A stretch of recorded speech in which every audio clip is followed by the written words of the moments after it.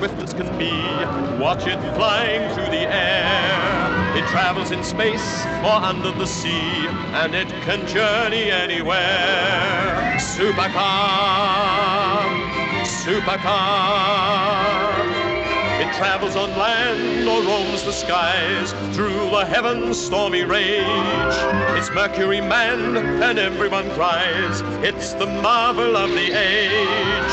Supercar, supercar, supercar!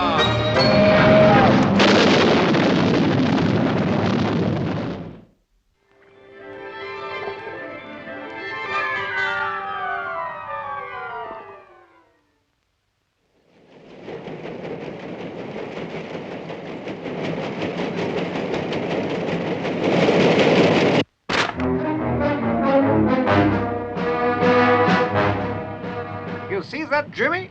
The Navy's got a new bath escape, and they are going to make the deepest underwater dive that's ever been known. Gee, Professor, what's a bath escape? Well, it's like a great big ball, Jimmy, with two men inside. They use it for going down into the sea, much deeper than a submarine. Deeper than Supercar could go? Much deeper than that. It says here that the bath escape is on a naval boat near New Zealand, and they are going halfway down to one of the deepest seabeds in the world. Jimmy, I tell you something. I'd rather be here on dry land. The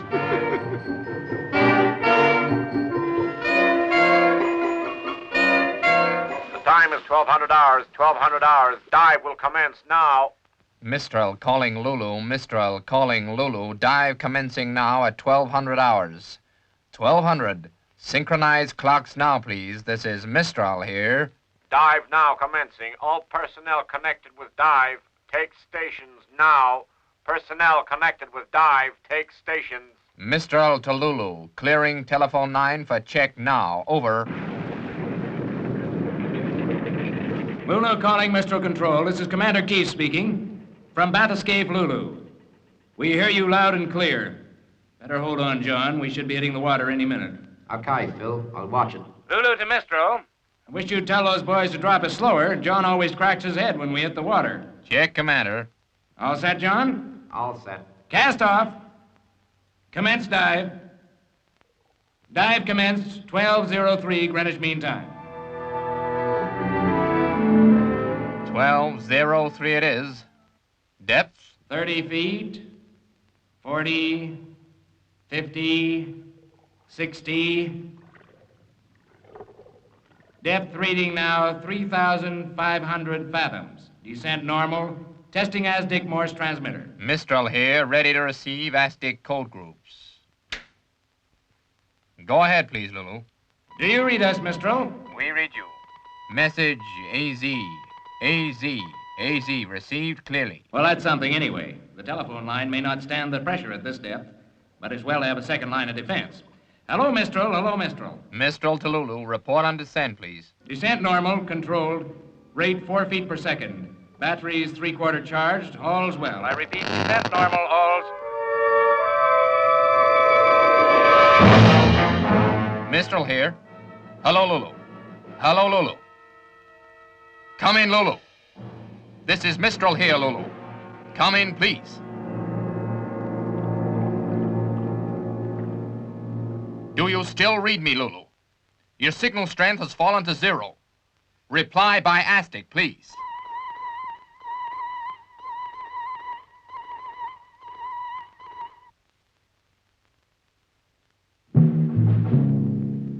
This is Mistral Control here. ASDIC message received from Lulu reads, float damaged.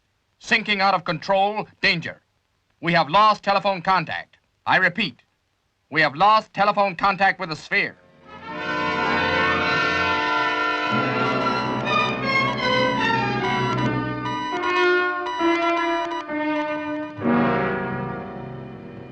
There is still no contact with the Navy divers who are trapped in a bath escape while on a test dive off New Zealand.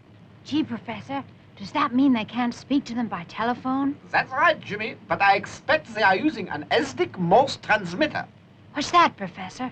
Well, Jimmy, the simplest way I can explain it is this. You know about the radar, I'm sure. Oh, sure, Professor.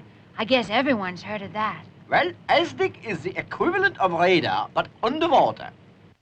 Now, Mike, about this ultrasonic gun, are you ready for a test? Okay by me, Dr. Beaker. Guess we'll have to turn Supercar around so that we can fire into the blast wall. We better do it while there's no one around to get in the line of fire. Right, Mike. I'll take over in the control room. Okay, Doc.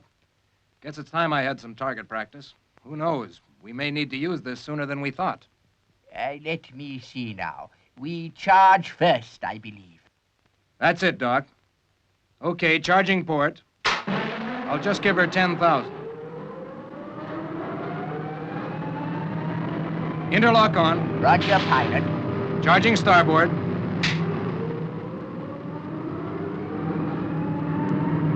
Firing engines 1 and 2. Okay, all aboard for the carousel. Here we go.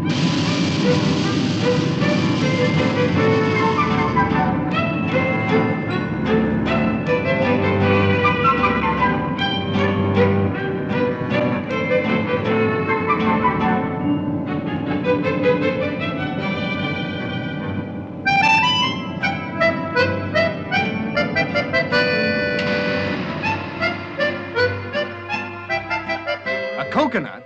Good thing Mitch isn't around. Just give me a chance to get clear, Mike. And then take aim. Okay, I'll line up the sights on Clearview. I'm on target, Doc. Countdown starting now. 10, 9, 8, 7, 6, 5, 4, 3, 2, 1. Mitch! No, we couldn't have.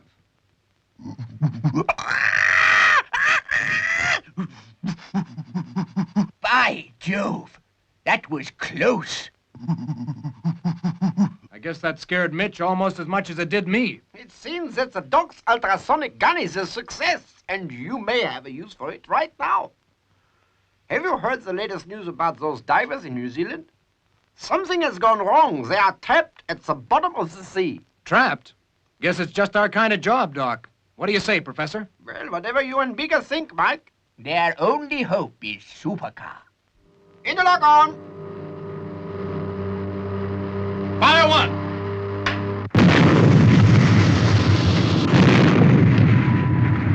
Charging starboard. Opening roof doors.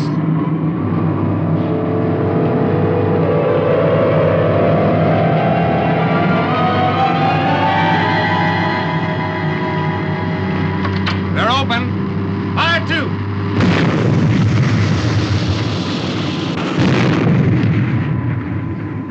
Right, Doc? Roger. Full throttle vertical. Call us when you're airborne, Mike. Will do.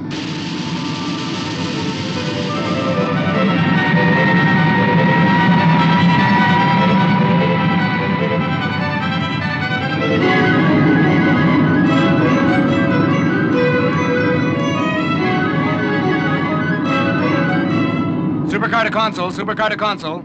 Am setting course 205 magnetic at 1,000 knots. Altitude 10,000 feet. Over. We have your course marked on Clearview monitor, pilot. Where are they going, Professor? Right here, in the middle of the Pacific Ocean. Here is where the bathysphere is exploring. It's marked as awful deep. It certainly is, Jimmy. Over 4,000 fathoms. That's more than 5 miles down. Gee, I wonder what's happened to him. Still no luck with the phone, John? Not a peep. The cable must have parted. We'll have to use the ASDIC microphone all the time. Better keep transmitting. It'll give them a fix to locate us by. Any ideas what happened? I don't know, Phil. Something hit us, that's for sure. The float's punctured. Can't you see out of the porthole? Not much, except rocks. Reckon we're jammed? Could be. We're in a fair mess if so. Nobody's likely to come and pull us out from this depth. Anything yet, Lieutenant? No, sir. They still keep transmitting. We keep getting short bursts on the Aztec, but nothing long enough to read a message from. Well, keep trying. We'll start a slow search. Call as soon as you hear them again. Aye, sir. Let's have another try, John. How much shot ballast left? Still half full, sir. Let it all go, then. I'm not worried about oxygen yet, but we can't stay down here forever. Suppose she suddenly frees herself. If we've lost all our ballast, we'll go up like an express train. Can't help it. We'll just have to hold our stomachs. Right, sir. Jettisoning shot, then. Is she moving? Afraid not. Ballast silo's empty now. Right. Then we can do without the main batteries, too. They weigh about a ton. But what about the searchlight? We'll keep on the reserve lighting battery. We gotta get off the bottom, John. Fair enough. Dropping mine batteries.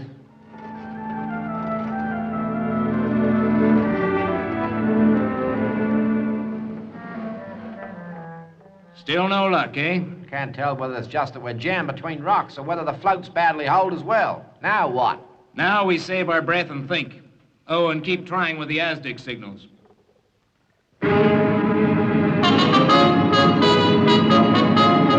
Supercar to base, approaching dive zone now. We'll be breaking radio contact shortly. Console to Supercar, we hear you. Don't take any unnecessary risks, Mike. Remember, we've never tried a really deep dive before. The pressure down there must be terrific, Professor. At 4,000 feet, Jimmy, it will be more than 10,000 pounds per square inch. Right, Doc. Here we go. Stand by to dive.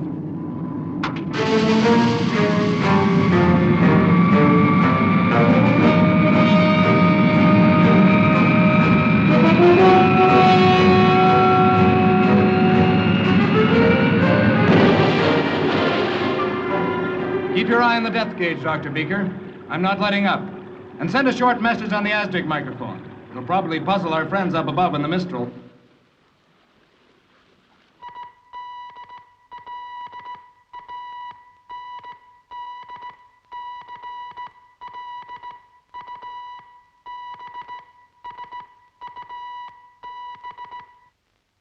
Just got an Aztec message, sir. I can't understand it. You have the code book, haven't you, Lieutenant? It's not in code, sir. Straight Morse. Okay, read it. Yes, sir. It says Supercar or something. Diving to rescue. Out.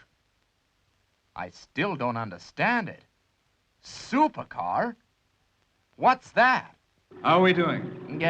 8,000 feet. That's diving at 10 feet per second. That's dangerously fast. We're all right. I don't see any leaks. Can you still see the telephone cable? Sure, there it is. As long as we can stick to that, we can't go far wrong. But we don't know where the break is. Well, it's probably quite near to the bathyscaphe itself, I should say. Well, how do you know? And that reminds me, just before we took off back in the lab, you said something about our needing that. Well, I meant that it was likely that the cable was not broken, but cut through, or if you like, bitten through. Hey! What?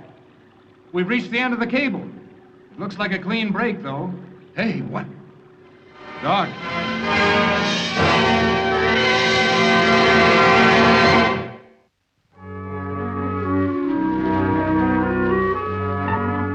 I don't get it.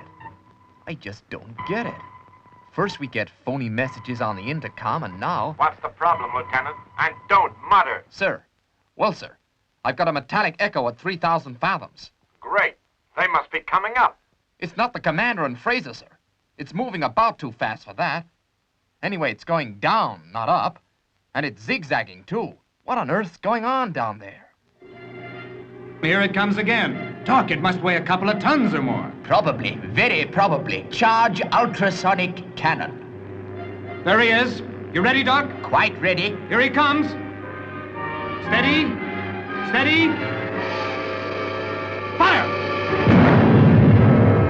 Whew, got it. Wow. I hope there aren't many of his friends around. It's getting a bit close in here, John. How's the air? Just finishing the test now. It's not too good, I'm afraid, Phil. Oxygen's all right for the moment, but there's something else in the air. Can you smell anything? Yes, I can. It's gas from the batteries. We're overloading them, that's why. We'll have to blow the cabin clear with oxygen. Stand by.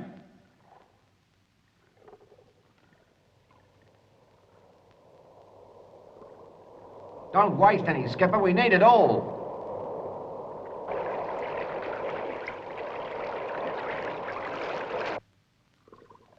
Clear now. How much have we got left? 2 hours. 2 hours? We'll need the emergency supply. That was the emergency supply you were using just now, Phil. We've been down for 4 hours. Oh, boy, we're in trouble then, I'm afraid, John. Signal the surface anyway. Sure. We're not dead yet.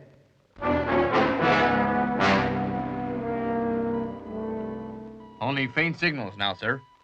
I think their power's running out. They may have jettisoned the main batteries.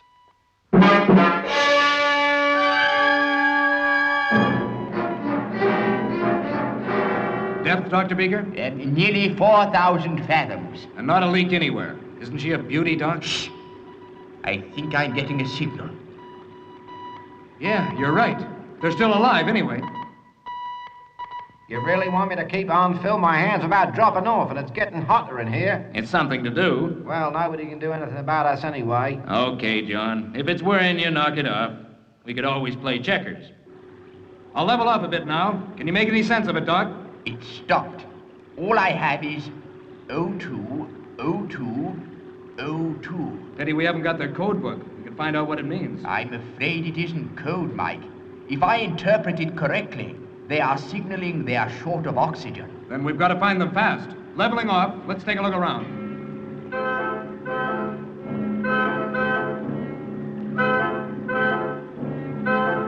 No signal at all now, sir. Keep listening, Lieutenant.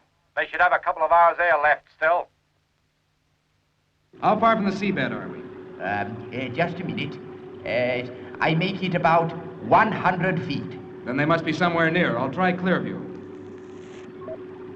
Hey, there she is. Half throttle, turning port.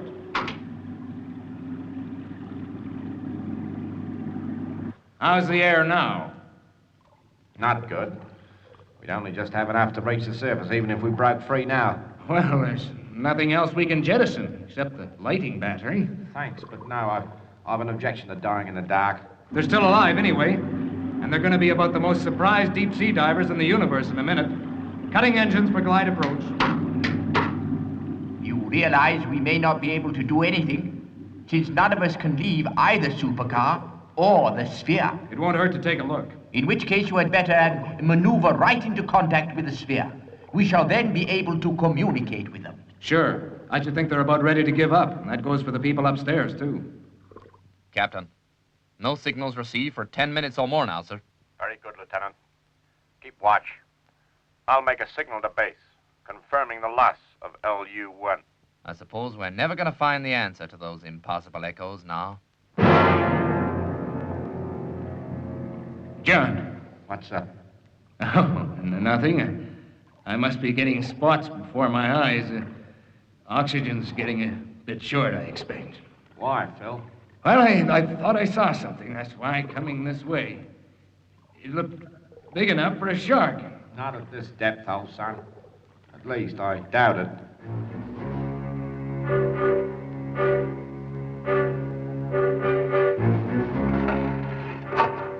What's that? Can't be the battery's falling off the float. We've still got light. Commander, are you still alive in there? Hey, now, wait a minute. I'm beginning to have delusions, too. Chief, Fraser, can you hear us? John, there's something resting up against us. Sure, Phil, sure. It's a nuclear submarine. The U.S. Navy's everywhere these days, even at 25,000 feet down. Now quit clowning, John. I tell you, there's something there. Fraser, Chief, answer if you hear us. Are you sure we're right against the sphere? They don't answer. We're in contact, I assure you. Well, it's going to be pretty tricky if they're unconscious and they can't tell us what happened. Chief, Fraser. Oh, come off it, sport. Don't let's kid ourselves. John, we're both hearing it, John. Look, it's nearly empty. That's what's talking to us, lack of oxygen. They say when you're short of air, you imagine things. I can hear them talking. Maybe they don't believe we're here. You two in there. Will you, for Pete's sake, stop yammering and answer? Well, if that's a hallucination, then I've got my wings and harp already. Chief here? Ahoy there, Commander. Don't ask questions, just answer them. What happened? Jumping Jim, what the... Quiet. Quiet.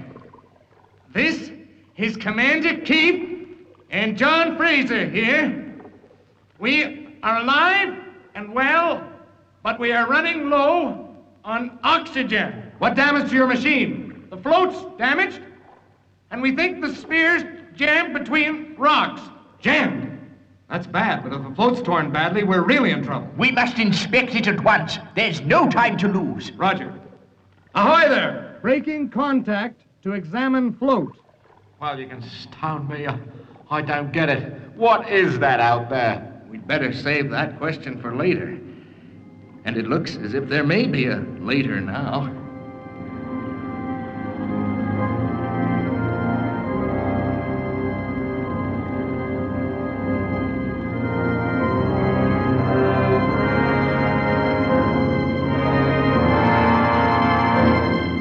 Cutting drive now. You see anything? No, nothing yet. How about that, Doc? Could that have been the fish back there? Easily. It's lucky he didn't do more. There's a chance. Right. Back to the spear.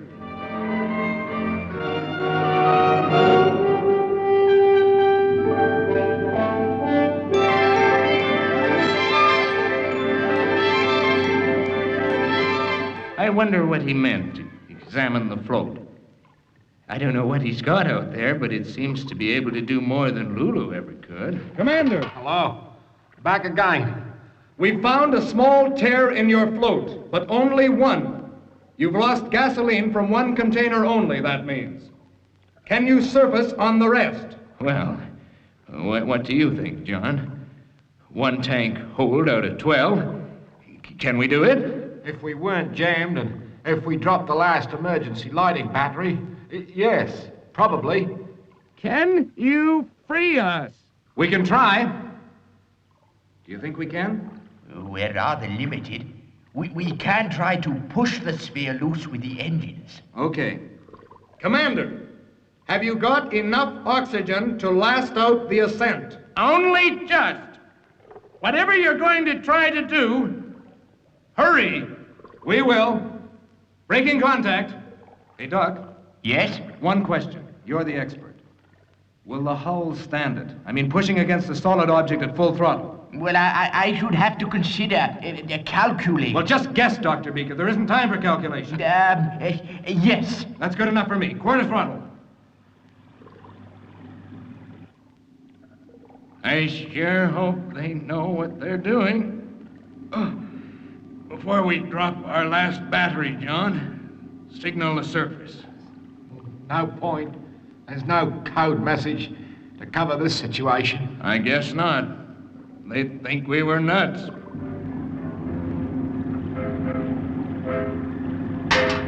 That's got it. Now let's really try. Full throttle.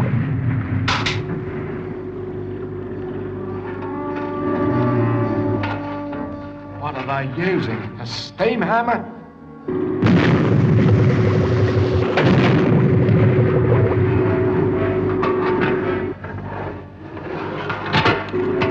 That's it. She's shifting. Be cautious, my dear fellow. The strain on the hull. Caution nothing. We've got to get those two free. John, we're coming free. So's most of the equipment. Mike, you may damage the seals round the cockpit. She's nearly free. I can feel it. Jettison battery, John. We're coming free. Okay. She's gone, Skipper. And we're coming loose. That's it. Throttle's closed. Look, Doc. She's floating.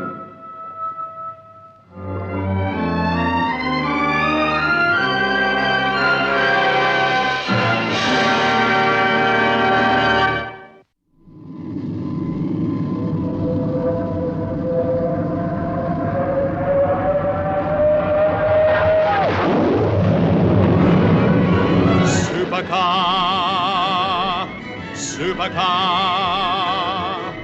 with beauty and grace, as swift as can be. Watch it flying through the air. It travels in space or under the sea, and it can journey anywhere. Supercar, supercar. It travels on land or roams the skies, through the heavens' stormy rage. It's Mercury manned and everyone cries, it's the marvel of the age. Supercar, supercar, supercar!